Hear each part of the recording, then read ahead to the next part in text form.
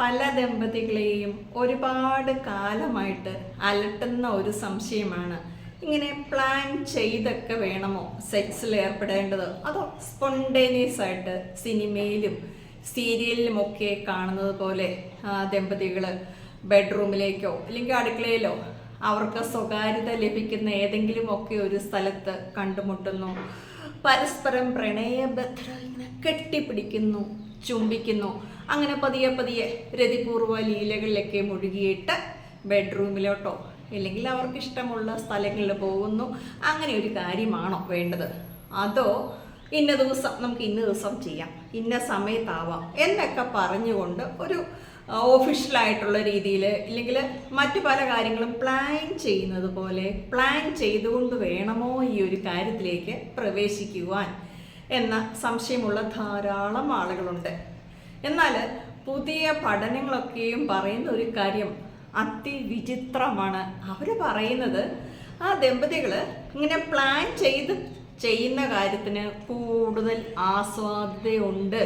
മറ്റേത് കുഴപ്പമില്ല, പക്ഷെ കൂടുതൽ ആസ്വാദ്യകരമായ ഒരു രീതി അല്ലെങ്കിൽ 40 വയസ്സിനൊക്കെ ശേഷം ഈ ദമ്പതികളെയൊക്കെ സംബന്ധിച്ചിടത്തോളം ഈ സ്പോണ്ടേനിയസ് ആയിട്ട് ഉള്ളതിൽ നിന്നും വ്യത്യസ്തമായി ഒരു സമയമൊക്കെ കണക്ക് കൂട്ടി ഇങ്ങനെ പ്ലാൻ ചെയ്ത് ചെയ്യണം. അപ്പോൾ അതിൻ്റെ മെച്ചങ്ങൾ എന്താണ് എന്നുകൂടെ അവർ പറഞ്ഞ് വെക്കുന്നുണ്ട്. അത് നമുക്കൊന്ന് കണ്ടു നോക്കാം. അപ്പോൾ ചാനലൊക്കെ എല്ലാവരും ഒന്ന് സബ്സ്ക്രൈബ് ചെയ്യുകയും വീഡിയോ ലൈക്ക് ചെയ്യുകയും പറ്റുന്നവരൊക്കെ നിങ്ങളുടെ ഫ്രണ്ട്സ് ഒന്ന് ഷെയർ ചെയ്യുകയും ചെയ്തേക്കണം. പുതിയ പുതിയ അറിവുകളാണല്ലോ.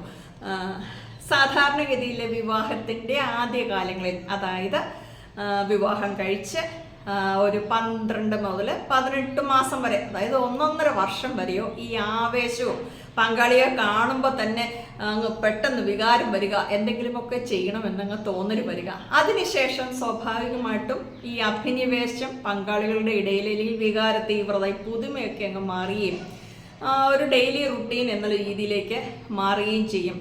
ഈ പുതിയ പഠനങ്ങളൊക്കെ പറയുന്നത് സാധാരണഗതിയിൽ നല്ല ആവേശമുള്ള അല്ലെങ്കിൽ 40 വയസ്സ് തന്നെയൊക്കെ താഴെയുള്ള ആളുകളൊക്കെ ആഴ്ചയിൽ 1 or 2 ആകുമ്പോൾ ഈ 40 വയസ്സിനൊക്കെ മുകളിലേക്കുള്ള ആളുകൾ മാസത്തിൽ 2 or 3 ഒക്കെ സംഭവിക്കാറുള്ളൂ. അപ്പോൾ പലപ്പോഴും പുരുഷന്മാർ പറയുന്ന ഒരു കാര്യം, ഭാര്യയ്ക്ക് ഒരു താല്പര്യവും ഇല്ല, അവൾ സമ്മതിക്കുന്നില്ല എന്നാണ്. പക്ഷേ അടുത്ത കാലത്തൊക്കെ ആയിട്ട് വന്നിരിക്കുന്ന കുറേയേറെ പഠനങ്ങളുണ്ട്. ദാമ്പത്യ ജീവിതത്തിലുണ്ടാകുന്ന പ്രശ്നങ്ങളെക്കുറിച്ചൊക്കെ ഡോക്ടേഴ്സിൻ്റെ അടുത്തേക്ക് ഈ പ്രശ്ന പരിഹാരത്തിനായിട്ട് ചെല്ലുന്ന ആളുകളിൽ കൂടുതലായിട്ടുള്ളതും പുരുഷന്മാരല്ല, സ്ത്രീകളാണ്. അതായത് വികാരം എന്ന് പറയുന്നത് ചില ആളുകൾക്ക് പുരുഷന്മാർക്ക് തീരെ കുറവായിരിക്കും. നമ്മുടെയൊക്കെ ധാരണ സ്ത്രീകൾ സമ്മതിക്കുന്നില്ല, അവർക്കൊരു താല്പര്യമില്ല, ഒന്നിനും കൊള്ളത്തില്ല, ശവം പോലെ കിടക്കുന്നു, ഇങ്ങനെയുള്ള ഒരു പരാതിയാണ്. പക്ഷേ ഡിവോഴ്സിലേക്ക് പോകുന്നതിലും അല്ലെങ്കിൽ കൗൺസിലിങ്ങിനൊക്കെ വരുമ്പോൾ ഡോക്ടേഴ്സിൻ്റെ ഒരു അഭിപ്രായം കൂടുതലായിട്ടും പറയുന്നത് സ്ത്രീകൾക്കാണ് ഇത്തരം പ്രശ്നങ്ങളുമായിട്ട് അല്ലെങ്കിൽ ഭർത്താവിന് യാതൊരു താല്പര്യവും ഇല്ല എന്ന് പറഞ്ഞു വരുന്ന ധാരാളം ആളുകളുണ്ട്. അപ്പോൾ ഇനി എന്താണ് ഇങ്ങനെ നേരത്തെ കാലത്തെ പ്ലാൻ ചെയ്തൊക്കെ ചെയ്യുമ്പോൾ ഉണ്ടാകുന്ന കുറേയേറെ ബെനിഫിറ്റ്സ് ഉണ്ട്, അതെന്തൊക്കെയാണ് എന്ന് നമുക്ക് പെട്ടെന്നൊന്ന് കണ്ടു നോക്കാം. പലപ്പോഴും ഈ ലൈംഗിക ബന്ധത്തിന് താല്പര്യമുള്ള ഒരു വ്യക്തിയെ സംബന്ധിച്ചിടത്തോളം, അത് ആണാവാം പെണ്ണാവാം, അപ്പോൾ ഈ മുൻകൂട്ടി പ്ലാൻ ചെയ്യുന്നതിൻ്റെ ഒരു മെച്ചം എന്ന് പറയുന്നത് ഇന്ന ദിവസം അവർക്ക് രണ്ടുപേരും മാനസികമായിട്ട് തയ്യാറാണ് എന്നൊരു ധാരണ 2 കൂട്ടരുടെയും മനസ്സിലുണ്ടാവും. സ്വാഭാവികമായിട്ട് അവരുടെ ദിനചര്യകൾ, ജോലി, ഇങ്ങനെയുള്ള കാര്യങ്ങളൊക്കെ അവരെ ക്രമീകരിക്കും. ഏറ്റവും വലിയ പ്രശ്നം എന്ന് പറയുന്നത് ഈ താല്പര്യമില്ലാത്ത ഒരു കൂട്ടം ആളുകളുണ്ട്. അപ്പോൾ ഭർത്താവിന് താല്പര്യമില്ല എന്ന് വിചാരിക്കുക, ഭാര്യ എന്ന് ഭർത്താവിന് ഒരു ചുംബനം കൊടുക്കുകയോ ഇല്ലെങ്കിൽ എന്തെങ്കിലും സ്നേഹപ്രകടനങ്ങൾ കാണിക്കുകയോ ചെയ്യുമ്പോൾ ഈ മറ്റേ പൊട്ടന് വിചാരിക്കുന്ന എന്താണ്, ദൈവമേ ഇന്നും ഇവൾക്ക് ഇത് വേണം. അതായത് തന്നെ ഈ ഒരു കാര്യത്തിലേക്ക് ആകർഷിക്കുവാൻ അല്ലെങ്കിൽ തന്നെ നിർബന്ധിക്കുന്നു, തനിക്ക് മനസ്സില്ലെങ്കിൽ തന്നെ നിർബന്ധിച്ച് ചെയ്യിക്കാനുള്ള ഒരു ചൂണ്ടയാണ് ഈ ചുംബനം, ഈ ആലിംഗനം, ഈ അടുത്തോട്ട് വരുന്നതെന്ന്.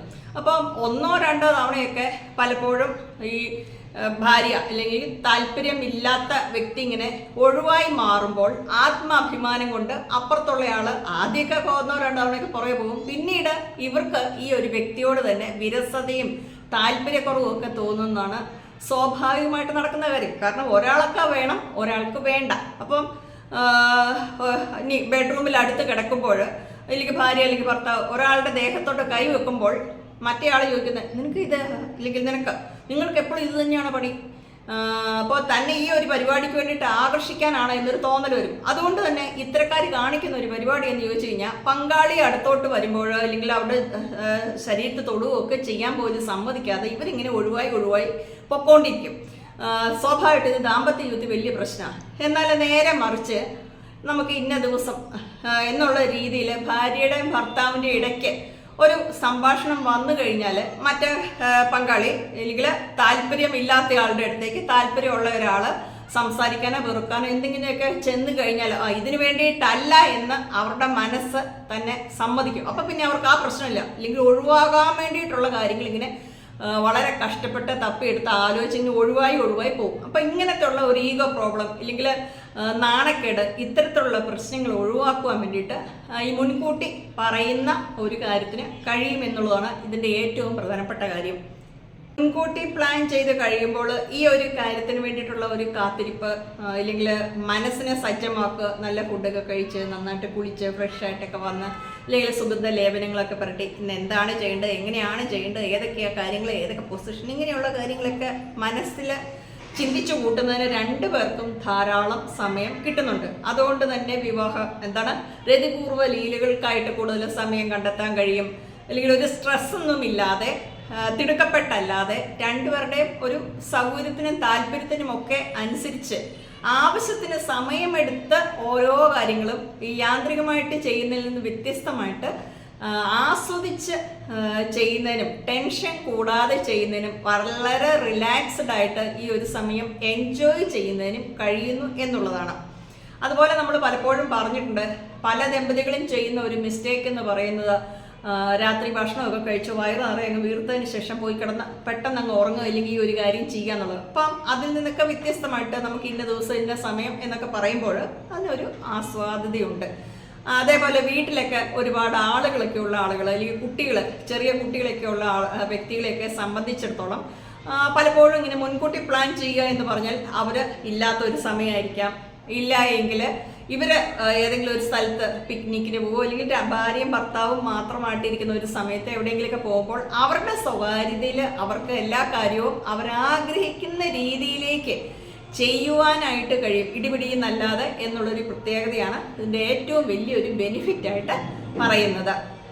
ഈ പഠനങ്ങളൊക്കെ പറയുന്നത് പെട്ടെന്ന് യാദൃശ്ചികമായിട്ട് സംഭവിക്കുന്നതിൽ നിന്നും വ്യത്യസ്തമായി പ്ലാൻ ചെയ്ത് ലൈംഗിക ബന്ധത്തിൽ ഏർപ്പെടുന്ന വ്യക്തികളിൽ 28% ആളുകളിൽ വന്നിരിക്കുന്ന ഒരു കാര്യം എന്ന് പറയുന്നത് അവർ കൂടുതൽ ആസ്വദിക്കുന്നു എന്നതിലുപരി കൂടുതൽ തവണയും പിൽക്കാലത്ത് ബന്ധപ്പെടുന്നതിനുള്ള ഒരു സാധ്യത വളരെ കൂടുതലാണ്. അടിക്കടിയുള്ള ബന്ധങ്ങൾ ഉണ്ടാകുന്നുണ്ട് എന്നുള്ളതാണ്. മേലും സീരിയലിലും ഇങ്ങനെ സൈറ്റുകളിലൊക്കെ കാണുന്നതിൽ നിന്നും വ്യത്യസ്തമായിട്ട് സമാധാനപരമായിട്ട് ജീവിക്കുന്ന ഒരു കുടുംബ വ്യവസ്ഥയിലേക്ക് ഭാര്യയും ഭർത്താവും ഒക്കെ ദീർഘകാലമായിട്ട് പങ്കാളികളായിട്ട് ജീവിക്കുന്ന വ്യക്തികളെ സംബന്ധിച്ചിടത്തോളം ഇടിപിടി എന്നുള്ള പരിപാടിയേക്കാൾ കൂടുതൽ ആ ബന്ധത്തിന് തന്നെ ഒരു ബഹുമാനീയതയും സ്ട്രെസ് ഇല്ലാതെയും ഒക്കെ കാര്യങ്ങൾ മുന്നോട്ട് പോകുന്നത് കൃത്യമായിട്ട് ദമ്പതികൾ തമ്മിൽ ഒരു ആശയവിനിമയമൊക്കെ നടത്തി പ്ലാൻ ചെയ്ത് മുന്നോട്ട് പോകുന്ന കാര്യമാണ്. പലപ്പോഴും സ്ത്രീകളെ അല്ലെങ്കിൽ പുരുഷന്മാരെ സംബന്ധിച്ചിടത്തോളം ഉണ്ടാകുന്ന ഒരു പ്രശ്നമാണ് പേഴ്സണൽ ഹൈജീൻ. അതായത് ഇടിപിടിനൊക്കെ ചെയ്യുമ്പോൾ ഈ സിനിമ കാണുന്ന പോലെ എല്ലാ ദിവസവും നമ്മുടെ ശരീരം വൃത്തിയുള്ളതായിരിക്കത്തില്ല, പ്രത്യേകിച്ച് പ്രൈവറ്റ് പാർട്സ് ഒക്കെ അത്ര ക്ലീൻ ഒന്നും ആയിരിക്കണമെന്നില്ല. അതുപോലെ തന്നെ വിയർപ്പിൻ്റെ ഗന്ധം ഉണ്ടാകാം, പ്രൈവറ്റ് പാർട്ടിലെ ഉള്ള ഗന്ധം ഉണ്ടാവാം, രോമങ്ങൾ കളയുക, അവിടെ വൃത്തിയായിട്ട് സംരക്ഷിക്കുക, ഇങ്ങനെയുള്ള കാര്യത്തിനൊന്നും പലപ്പോഴും പങ്കാളികൾക്ക് സമയം കിട്ടാറില്ല. പുരുഷന്മാരാണെങ്കിൽ സ്മോക്ക് ചെയ്യുന്നവരുണ്ട്, പുകവലിക്കുന്നവരുണ്ട്, അതുപോലെ മദ്യപിക്കുന്നവരുണ്ട്, വായ്നാറ്റം ഇല്ലെങ്കിൽ വെളുത്തുള്ളി അവർ കഴിക്കുന്ന ഫുഡിൻ്റെയൊക്കെ സ്മെല്ല് ഒക്കെ ഇങ്ങനെയുള്ള പ്രശ്നങ്ങളൊക്കെ ഉണ്ട്. സ്ത്രീകളെ സംബന്ധിച്ചിടത്തോളം അടുക്കളയിലൊക്കെ ജോലി ചെയ്യുന്നുണ്ട്, എപ്പോഴും കുളിച്ചിങ്ങനെ സിനിമയെ കാണുന്ന പോലെ മതാലസയായിട്ടും മോഹിതയായിട്ടൊന്നും നിൽക്കാനൊന്നും കഴിഞ്ഞെന്ന് വരത്തില്ല. അപ്പോൾ ദമ്പതികളെ സംബന്ധിച്ചിടത്തോളം ഇങ്ങനെ ഒരു കാര്യം പറയുമ്പോഴത്തേക്കും നല്ല രീതിയിൽ ഡ്രസ്സൊക്കെ ചെയ്ത് ഭർത്താവിന് അല്ലെങ്കിൽ ഭാര്യയ്ക്ക് ഇഷ്ടപ്പെടുന്ന രീതിയിലൊക്കെ ചെല്ലുവാനും കൂടുതൽ മനസ്സിൽ ഇന്ന് കുറേ കാര്യങ്ങൾ പ്ലാൻ ചെയ്ത് വെച്ചിട്ടുണ്ടാവും. ആ പ്ലാൻ ചെയ്ത കാര്യങ്ങൾ അല്ലെങ്കിൽ പുതുമയുള്ള പരീക്ഷണങ്ങൾ, ഷവർ സെറ്റ്സ്, ഇങ്ങനെയുള്ള വാട്ടർ സെറ്റ്സ്, ഇങ്ങനെയുള്ള വ്യത്യസ്തമായ കാര്യങ്ങൾ ചെയ്യുന്നതിനൊക്കെ